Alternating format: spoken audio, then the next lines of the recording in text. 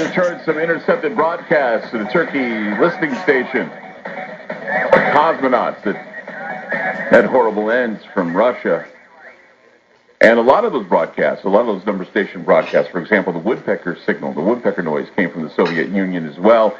That was used as a way of sending a little bit of a mind control. Tick, tick, tick, tick, tick. It drove people crazy in the Northwest, and that was back in 1976.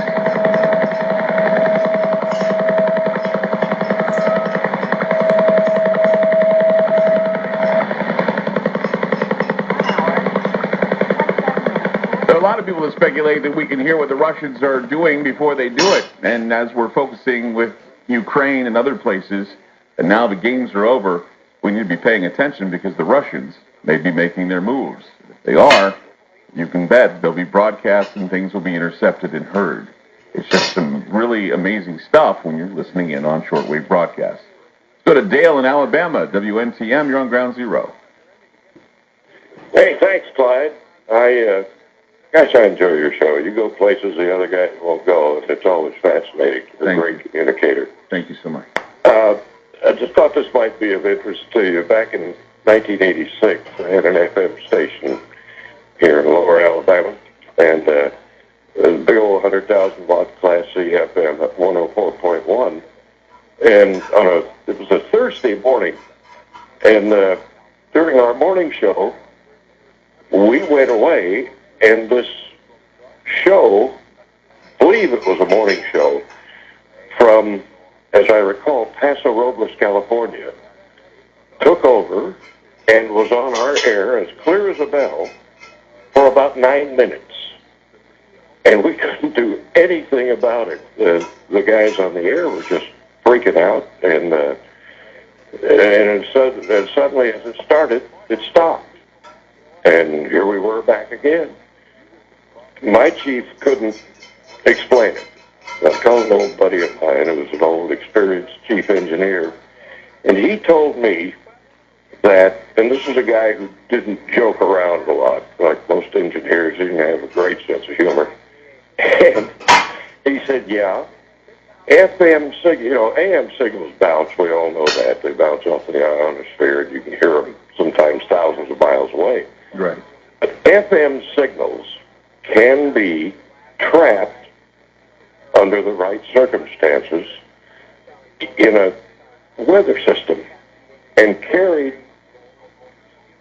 sometimes thousands of miles, and if they cross a station that's on the same frequency, they'll drop in on it. And what was strange, this was a Thursday morning, the program that was on our signal was from 2 days before. It was just about the freakiest thing you ever heard. So I had never heard anything like that before, and I was in the business for 34 years. That is amazing. And I said, well, Julie, you're yanking my chain. He said, no, that's the truth. That's what it is. Two days prior, Dale. 2 days prior, really? What did you contact the radio station? Was it just a boomerang signal? Did they power up and it just delayed, or what? What do you think happened? No, it was the morning show on that station from 2 days before. And what this old chief told me was those signals can get trapped inside a weather system and preserved and carried sometimes thousands of miles. Ah. And most of the time you never hear it. But if they happen to cross a frequency that's on the same frequency that they're on, it'll interfere with it. Right. Now, I had no reason not to believe him. This guy was the chief engineer for ABC Radio. Well, Dale, that's amazing. I've never heard that before, and it's kind of creepy that they can hold on to stuff for like maybe 2 days and then broadcast it randomly anywhere. Well, it's just freaky. And anyway, I thought that might interest you. I've never talked to anybody who experienced anything like that, but boy, I tell you what, it absolutely it absolutely had us going around talking to ourselves for weeks after that. Well, thank you so much for that account. That's amazing. Thank you so much. Okay, Clyde. Have a great night. That's great. I love that. That's awesome. Go to Mike in Ohio, listening on WKBN. You're on Ground Zero. Yes, sir, Clyde. How are you today? I'm doing great. A lot of interesting stories. I tell you, my Facebook has exploded. People saying that, different things they're hearing over the air tonight, just some crazy stuff. They're even monitoring 91.1 in my hometown and also all over the country, hearing all kinds of strange broadcasts. So. Yeah, I hear things almost every night on the station that I'm listening to you on, and I was telling your call screener, sometimes I hear stations breaking through with each other, but I hear like a beep, beep, beep every time, every night as I'm listening. Mm-hmm. And then there's some nights where the station goes out completely, you don't hear nothing at all, and then you'll hear a man come on and say, 5 minutes till your next broadcast station, 5 minutes, and then it'll progress until they get to the next broadcast, and I don't know if that's technical or if that's... Sounds like somebody's sleeping at the radio station you're working for. The overnight guy just fell asleep on the board, and that's why you're hearing that. Okay. Yeah, if you're hearing the internal beeps, that's because they're going stations. The next show will be on in 5 seconds. 4, 3, 2, beep, beep. That's what you're hearing. You're hearing being prompted, and somebody's asleep at the wheel. Okay. I was just wondering, because, I hear that almost every night. Oh, Mike, somebody's in trouble in Ohio, WKBN, if that's what you're hearing. I do appreciate it. I love you, man. Thanks for calling the show. Okay. The board op, wake up. Don't fall asleep. They're listening to you, man. That's really, really funny. Go to Gary in Texas, KLBJ. You're on Ground Zero.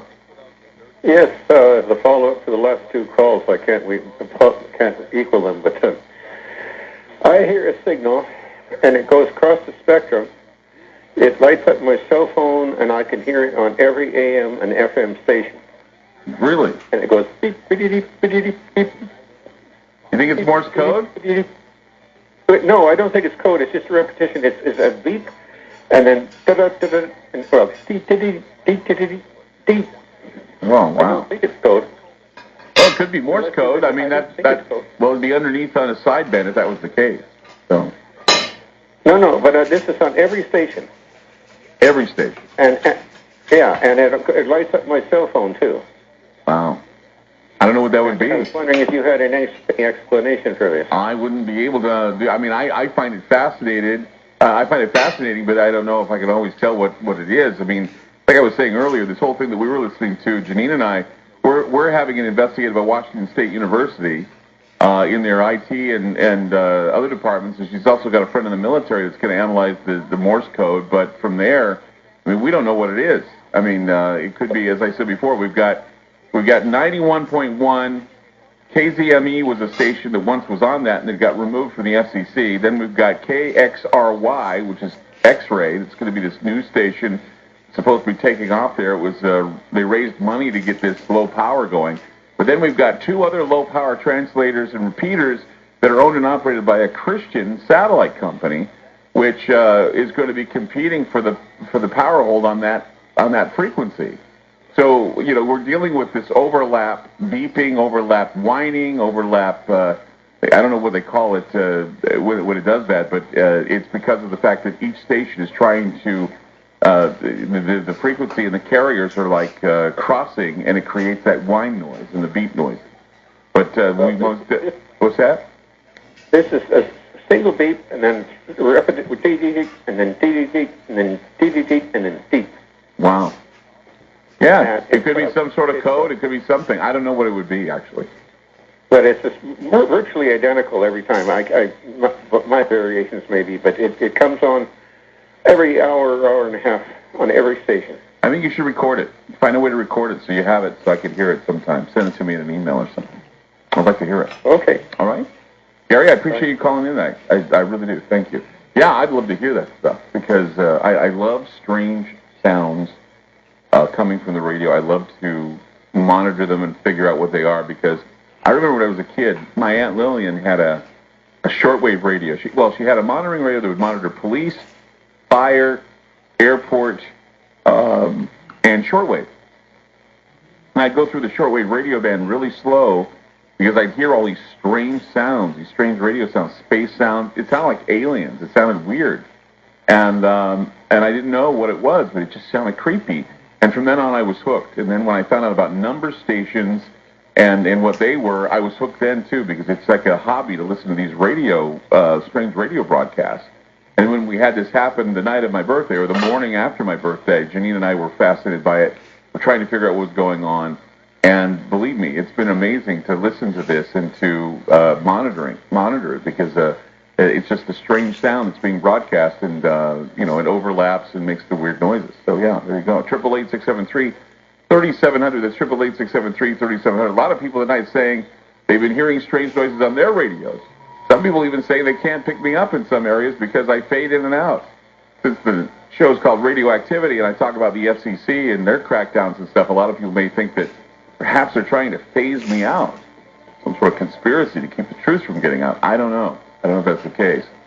And I don't normally buy into that kind of paranoid conspiracy theory about my own show. But it makes you wonder when you start talking about this type of stuff, what happens? 888-673-3700. That's 888-673-3700. We'll be back with more. Keep it here on Ground Zero. Hear about it, then talk about it.